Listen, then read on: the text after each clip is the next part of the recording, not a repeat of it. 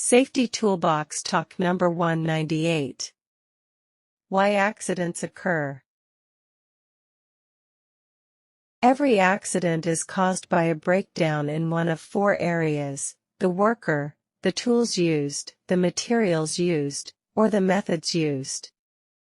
Often there is a breakdown in at least two areas, one being the worker and the other coming from one of the three other areas. The accident's cause usually results from an unsafe act or an unsafe condition.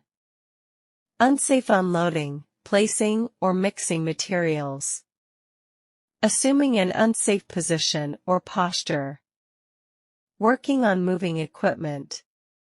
Horseplay or distractions, taking shortcuts. Failure to wear and use personal protective equipment. Operating a tool or some equipment without authority. Working at an unsafe speed.